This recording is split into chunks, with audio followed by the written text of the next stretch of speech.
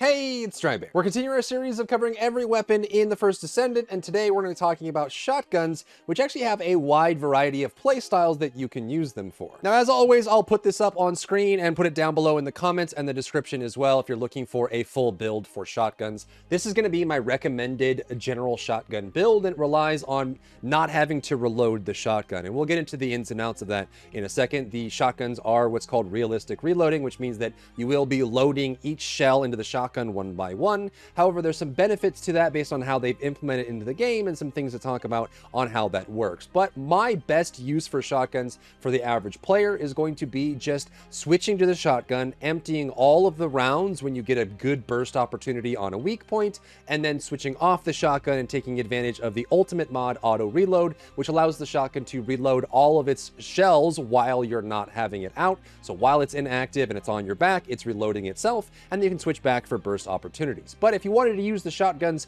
for more than that, the build itself will change around, as we do have some interesting options. Unstable Smasher, you can see on the left side of the screen, does weigh pretty well. This increases your shell capacity, which generally just increases your hit per shot, which overall will give the weapon a lot more damage. And we have some interesting options for burst as well on the shotguns too. You can run strengthened first shot for some big damage on top of that as well. But let's talk about shotguns, because these things are super bizarre. I would say that there's two out of the non-ultimate shotguns, there's two shotguns that are worth using. So if we look at the list that we had here, there's going to be two of those. I would say Subconsciousness and In a Blink are both very good shotguns. You could use these in your third slot as your secondary, your third weapon you bring out for specific situations. I can't really recommend Gangster, Last Night, or Fireworks as they currently stand right now, because realistically, for a burst weapon, if they do as much damage as all of the other single target weapons, there's not really any reason to bring them out.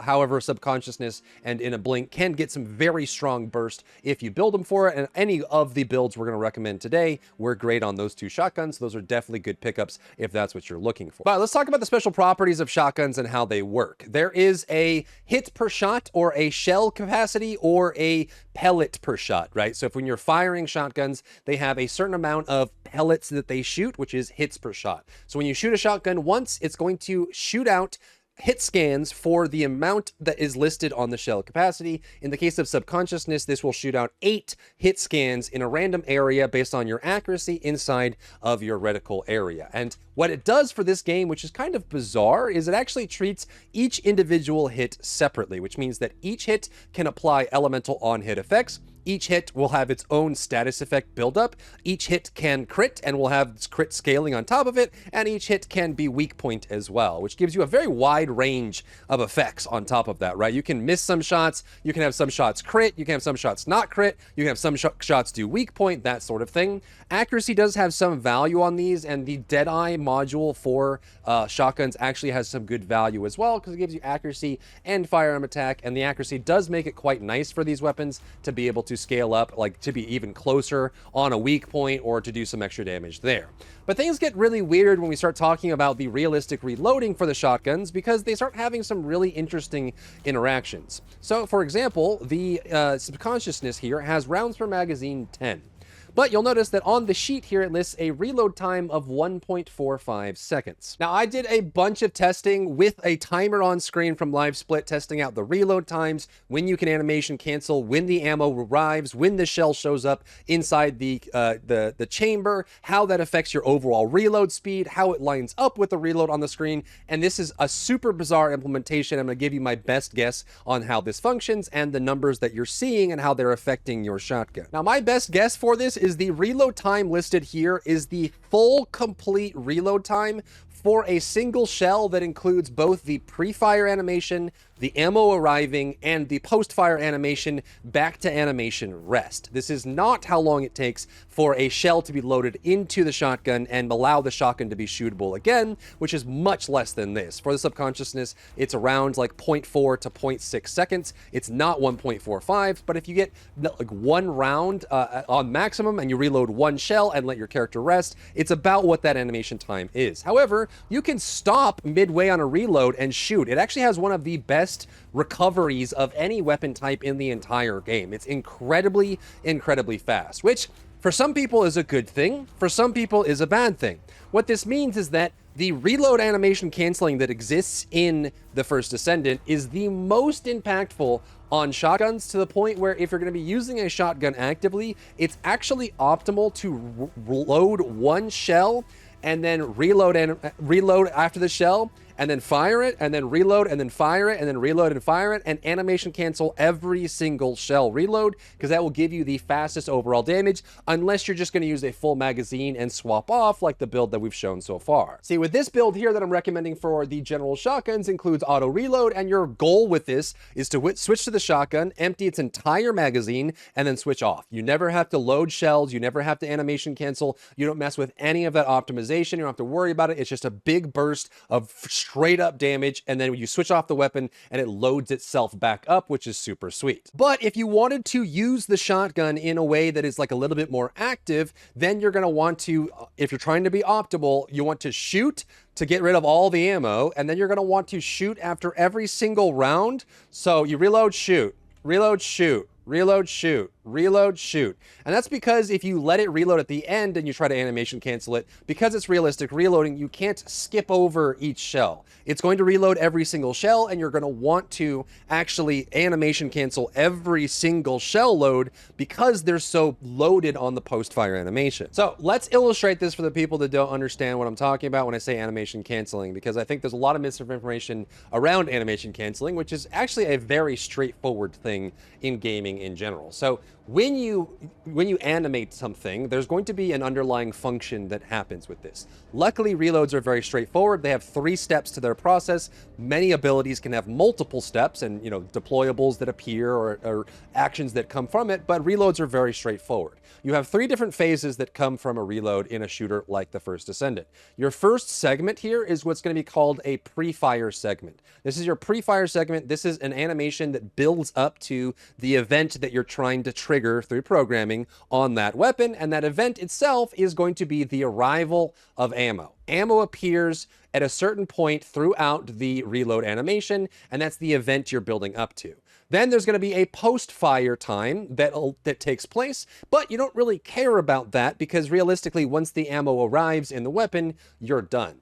TFD, every shooter treats this differently, but the First Descendant allows you to interrupt this at any point in the process. You can decide to cancel the reload here, you can cancel it here, you can cancel it here, you can cancel it there. The game doesn't care. It doesn't have any locked animations when it comes to reloading because it just allows you to interrupt at any time. Because of this, it creates an optimal scenario where you want to wait until the ammo exactly arrives, you hit this point, and then you interrupt the animation so that you don't have to worry about the follow-up time that is wasted. It's just a post-fire flourish animation. Your character's moving his hands and putting ammo in and stuff like that, but it's not needed because you got what you wanted, you got the ammo.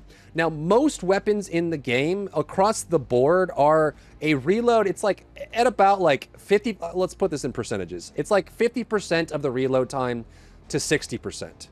That's like the average for most weapons. General rounds, impact rounds, special rounds. Most of these weapons are going to be somewhere in between these two, that about halfway through or just past halfway is when you get your ammo. However, shotguns are super weird because they're set up for this. They have a really tiny pre-fire animation, then the shell appears, and then they have a really long post-fire animation, which means that they are disproportionately more valuable to cancel the reload animation on every single shell, because you can wait until this time hits right when the shell appears in the weapon and cancel it, and you can cancel it by firing faster than most weapons in the entire game. So there is a skill element in using a shotgun for its full amount of ammo without doing the auto reload swap off build, because you're going to have to empty your first magazine and then animation cancel on every single shell that comes through to get optimal damage. But because the pre-fire time is so short, you end up saving an enormous amount of time on the reload, especially if you have extra rounds on your weapon or extra max high power rounds that you can put to use. So if you want to use the auto reload build, we don't worry about reload time, we don't worry about anything like that. We're going to run action, reaction, and elemental enhancement. Then we're going to run shell up because it's one of the best weapons modifiers in the game. It is actually one of of the 4 global stats like firearm attack and weak point scaling. So shell up, shell capacity increase is insanely good on shotguns because all it does is add more pellets to the shotgun, which is really good. Rifling reinforcement, the shotgun variant is going to be picked up here. Auto reload, fire rate up, and then because we don't care about the reload, we're going to do weak point sight, weak point sight. I don't know why there's 2 of these for shotguns. No, that's not a typo on my end. There is a purple version of weak point sight that's only for shotguns. There is a blue version of weak point sight that is for everyone. This has the have aiming icon, and it has the same function as have aiming. It's just the shotgun version is called weak point sight for some reason. Then, because we're not reloading with this build, we're going to do expand weapon charge for more burst, and then Deadeye to make sure we can get all in on that.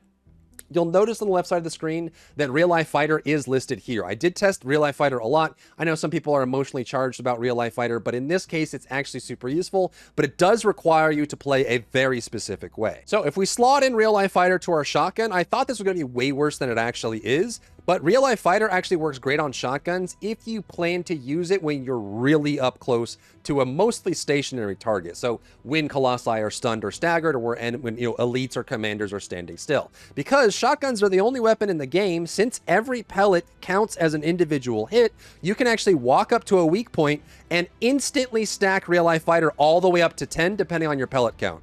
In one shot, you can fully stack Real Life Fighter, and then you can just pump the rest to get full value out of it. Now, this is very situational, right? This is mostly when Colossi are either very slow, so like, the Executioner when he's side wobbling, or Dead Bride when she's side wobbling, and you go for the kneecaps or the side stabilizers a little bit easier. You can also do it for Molten Fortress because his weak points are so big, but for some of the other ones that have fast moving weak points, so they don't really stagger all that much, this build, using Real Life Fighter isn't quite as viable. But if you wanted to use it as your quick swap weapon and you just wanted to run it, you can go Real Life Fighter, go right up close. Depending on the pellet count, you can fully stack Real Life Fighter in one go or 2 shots for the weapons that have less than 10 on pellet count. And then you can keep that stack and you can get crazy, ridiculous burst damage, especially on In a Blink and Subconsciousness as your shotgun of choice. Now, the other thing to consider is Unstoppable Smasher, Weak Point Expansion, or Dopaminergic Activate. If you are going to run these as a quick swap build and you don't want to use the big burst options like Real Life Fighter,